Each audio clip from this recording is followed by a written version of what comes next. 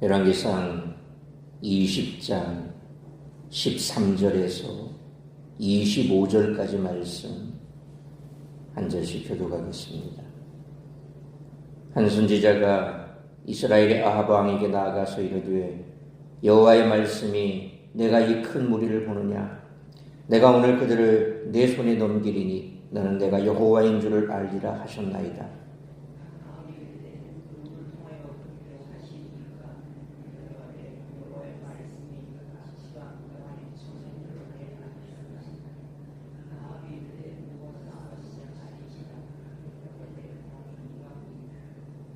아합이 각 지방 고관의 청년들을 계수하니 232명이요 그 외의 모든 백성 곧 이스라엘의 모든 자손을 계수하니 7,000명이더라.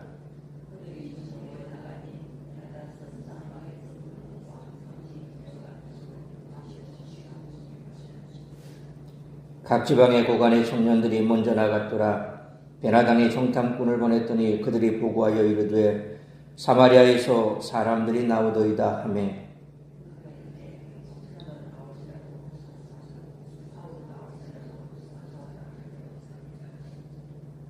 각 지방 고관의 청년들과 그들을 따르는 군대가 성읍에서 나가서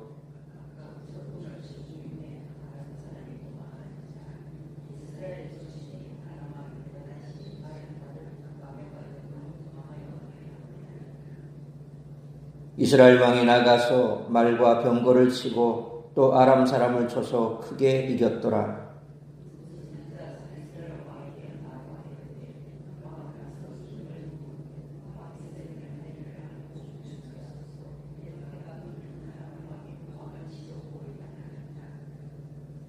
아람 왕의 신하들이 왕께 아뢰되 그들의 신은 산의 신이므로 그들이 우리보다 강하였거니와 우리가 만일 평지에서 그들과 싸우면 반드시 그들보다 강할지라.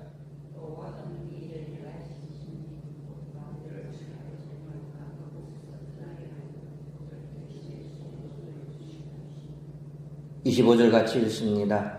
또 왕의 잃어버린 군대와 같은 군대를 왕을 위하여 보충하고 말은 말대로 병거는 병거대로 보충하고 우리가 평지에서 그들과 싸우면 반드시 그들보다 강하리이다. 왕이 그 말을 듣고 그리하니라. 아멘. 하나님이 도와주셔야 승리할 수 있습니다. 그런데 우리들은 이를 상투적인 명제로 여기고 있지는 않은가 생각해 봐야 됩니다.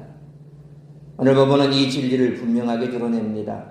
심지어 악인 아합을 통해서 이 진리를 분명하게 드러냅니다. 그렇다고 하나님께서 악인의 평이라는 것은 아닙니다. 하나님은 당신의 언약에 책임을 다하시며 은혜를 베푸십니다. 따라서 오늘 본문을 통해 우리들은 두 가지의 교훈을 얻을 수 있습니다. 첫째로 현재 상황을 역전시킬 수 있는 분은 하나님이시라는 것입니다. 아합은 임박한 전쟁 앞에서 상황을 역전시킬 능력이 없습니다. 그는 1절로 12절 말씀처럼 상황에 수동적으로 떠밀려가며 위협에 굴복하거나 타협을 시도할 뿐입니다. 하지만 선지자가 개입하자 이러한 상황이 역전됩니다. 아합은 하나님을 찾지 않았습니다. 하지만 선지자가 아합을 찾아와 돌파구를 제시합니다. 하나님의 은혜만이 아합의 상황을 역전시킬 수 있었습니다. 그러므로 성도들은 조전적인 상황 가운데 하나님의 은혜를 구해야 합니다. 하나님의 은혜는 완전한 승리를 보장하는 줄 믿으시길 바랍니다. 둘째로 하나님은 단순히 당신의 백성을 전쟁에서 구원하신 것이 아니라 악에 빠져있는 백성에게 다시 한번 기회를 주신다는 것입니다. 하나님은 당신의 백성을 버리지 않으시며 언약적 책임을 다하시기 때문입니다. 하나님은 그들이 당신의 백성이기에 악을 행하고 있음에도 다른 악인이 예를 들면 오늘 본문에 나오는 아람과 같은 그런 나라에게서 구원하신 것이 아닙니다. 이후에 하나님의 백성들은 하박국 1장 그리고 2장 말씀처럼 악한 바벨론을 통해 악한 유다를 처벌하시는 하나님을 마주하게 됩니다.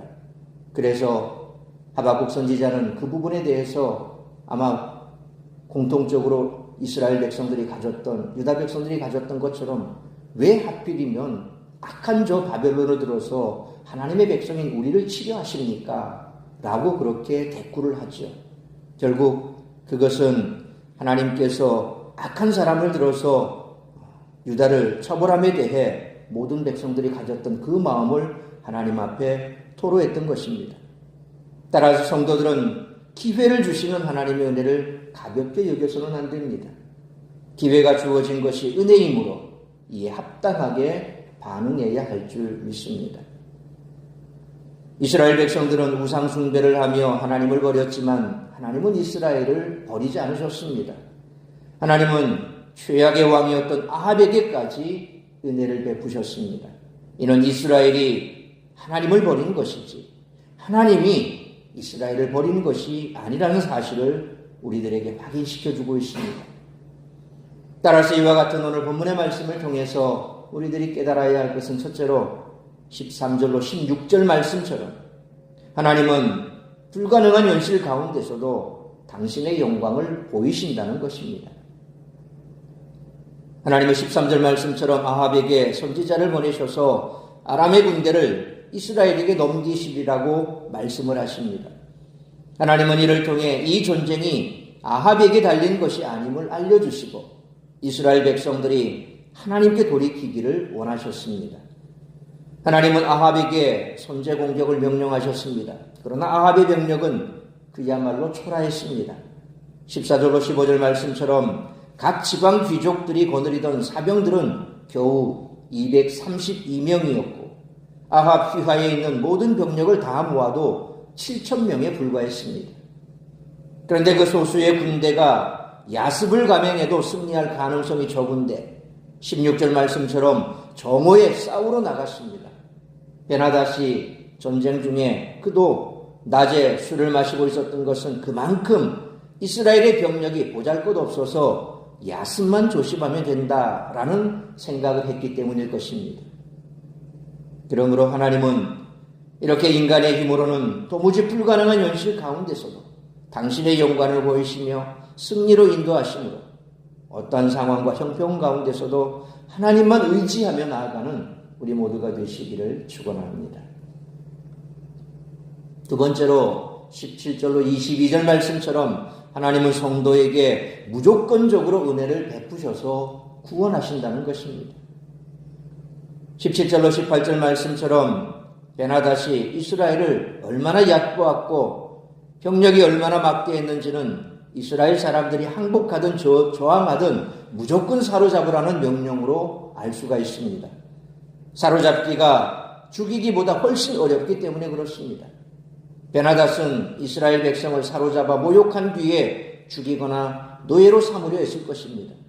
그런데 19절로 20절 말씀처럼 소수의 이스라엘 군대 앞에서 사마리아를 포위했던 아람의 군대가 대패하여 도망하는 기적이 일어납니다. 아합은 21절로 22절 말씀처럼 전투의 승기를 잡은 것을 보고서야 자신도 나아가 아람을 공격했고 아람의 재침공에 대비할 시간을 얻을 수 있었습니다.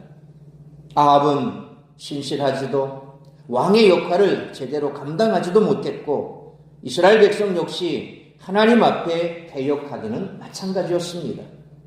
이처럼 아합과 이스라엘은 하나님의 도움을 얻을 만한 어떤 신실함도 없었지만 하나님은 무조건적으로 은혜를 베푸셨습니다. 그러므로 하나님은 지금 우리들의 모습이 어떻든지 무조건적으로 은혜를 베푸셔서 구원하시는 신실하신 분임을 항상 기억하고 어떠한 형편, 어떠한 상황 속에서도 하나님만 붙들고 나아가는 우리 모두가 되시기를 축원합니다. 세 번째로 23절로 25절 말씀처럼 하나님의 권능 앞에 모두 무릎 꿇어야 한다는 것입니다. 아람의 베나닷과 신하들은 23절 말씀처럼 이스라엘의 신 때문에 패했음을 인식했습니다. 그러나 그들은 이스라엘의 하나님을 산의 신으로만 여겼습니다. 이방 신들은 모두 지역과 관련이 있었기 때문입니다. 우리가 아는 대로 그리스 로마 신화에도 보면 신들이 아주 많이 등장합니다. 바다의 신, 죽음의 신, 사랑의 신, 온갖 잡신들이 다 있습니다. 마찬가지로 고대 근동지방도 이처럼 각 지역 혹은 어떤 특정 그런 곳에 거기에 따른 신들이 다 있다고 생각합니다. 우리도 과거에 나무에도 신이 있고 돌에도 신이 있고 다 그렇게 그래서 거기 가서 빌기도 하고 이러지 않습니까? 이때도 하나님이 바로 산의 신이다. 그렇게 그들은 생각했습니다. 그들에게는 온 땅을 다스리신 하나님에 대한 이처럼 지식이 없었습니다. 그들은 또한 24절 말씀처럼 자신들이 32명의 왕들이 이끄는 연합군이었으므로 명령체계가 일어나지 않았기 때문에 패했다라고 그들은 판단했습니다. 그래서 총독체제로 바꾸어 베나닷의 명령이 일사불란하게 수행되도록 합니다. 그리고 25절 말씀처럼 병력을 보충하면서 전쟁을 다시 준비했습니다. 지극히 상식적이고 이상적인 조치를 취한 것입니다. 그러나 하나님이 보시기에는 그들의 분석과 준비는 어리석은 것에 불과합니다. 그러므로 하나님의 권능 앞에 무릎을 꿇는 것 외에는 인간이 할 수 있는 일은 없기에 세상적인 생각과 인간적인 판단을 내려놓고 하나님의 말씀에 순종할 수 있는 우리 모두가 되시기를 축원합니다. 사랑하는 성도 여러분, 아이젠하워 장군은 전투 준비에서 계획은 언제나 쓸모없다. 그러나 계획이 없어서는 안 된다라는 말을 했습니다. 계획과 준비가 하나님 편에 서기 위한 것이 아니라면 쓸모없는 것에 불과하다는 것입니다. 아무리 인간이 지략을 짜고 그리고 모든 전술과 전략에 뛰어나다 할지라도 인간의 생각과 하나님 생각이 다르다면 인간이 짜는 지략과 전술은 아무런 의미가 없다는 것입니다. 줄을 섰을 때 1등 했던 사람이 평생 1등 합니까? 만약 하나님께서 뒤로 돌아 그러면 꼴찌가 1등 되는 겁니다. 일진이 꼴찌 되는 거죠. 인생이 바로 그런 겁니다. 아무리 인간이 지혜를 짜내고 또 자신이 가지고 있는 모든 것을 다 동원해서 잘 준비했다 할지라도 하나님께서 도와주시지 않는다면 아무런 의미가 없는 거죠. 하나님의 은혜가 임한다면 전혀 준비가 되어 있지 않은 자에게도 승리가 허락될 수 있고 하나님의 은혜 밖에 있다면 어떤 계획이나 준비도 무가치한 것이 되고 만다는 것입니다. 오직 인생의 주인이신 하나님이 우리에게 승리를 주실 줄 믿으시길 바랍니다.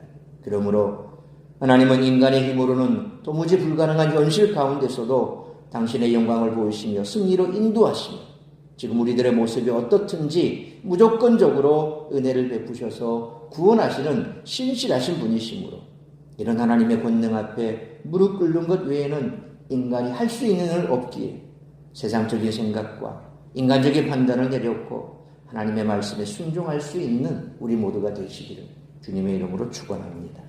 기도하겠습니다. 걸어가신 아버지 하나님, 은혜와 사랑을 감사합니다. 오늘도 이 새벽을 깨워 말씀으로 예배로 하루를 시작하게 하시니 감사합니다. 오늘 우리에게 주신 말씀처럼 우리가 이 땅을 살아가면서 때로 하나님이 어떤 분인가를 우리가 제대로 알지 못함으로 말미암아 오해를 하거나 또 세상 사람들처럼 세상적인 판단과 세상적인 가치관으로 하나님을 오해할 때도 있습니다. 내가 최선을 다하면 모든 일이 다 잘 될 것이라고 착각합니다.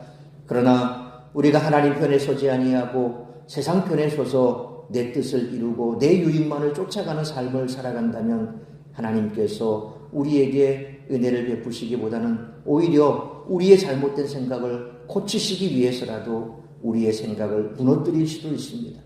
어떠한 상황, 어떠한 형편 속에서도 하나님만이 우리 인생을 주관하시고 하나님만이 우리의 삶의 성패를 좌우한다는 사실을 기억해야 할 것입니다. 그러므로 우리가 좌절하거나 낭망하여 하나님이 없는 것처럼 살아가는 것도 죄악이고 또 우리가 하나님을 너무 만홀히 여겨 모든 인생의 주관자 되신 하나님이 세상의 통치자가 아니라 내가 세상의 통치자가 되어 내 인생을 내가 살아가겠다고 그렇게 교만을 떠는 것도 죄악인 줄 믿습니다. 오늘 이 아침 다시 한번 우리 자신을 돌아보면서 지금 내가 어떤 계획이 있고 어떤 생각이 있어서 그렇게 계획하고 생각한 것이 내 뜻대로 될 거라 착각하지는 않는지, 혹은 내 삶에 있어 여러 가지 어려움이 있어 그래서 그것 때문에 좌절하고 낭망해 하나님이 없는 것처럼 쉬이 낭망하고 있지는 않은지 우리 자신을 돌아볼 수 있는 그와 같은 시간이 되어 오늘 이 아침 주님 앞에 간절히 부르짖어 기도하고 또 하나님만을 붙들고 내 인생의 주인 되신 하나님 앞에 모든 것 내어 맡기며 하나님의 뜻을 구할 때에 주의 음성 듣고 돌아가는 복된 시간 될 수 있도록 크신 은총 베풀어 주시길 원합니다. 오늘 이 한날도 나를 통하여 이루고자 하는 그 하나님의 뜻이 무엇인지 그 뜻을 이루기 위해 달려가는 우리 모든 성도들의 삶이 되어 오늘도 하나님이 영광 받으시며 살아계신 하나님이 세상 가운데 드러나는 놀라운 기적을 체험하는 복된 한날의 삶이 될 수 있기를 간절히 빌고 소원하오며 이 모든 말씀 우리 구주 예수 그리스도의 이름으로 기도하옵나이다. 아멘.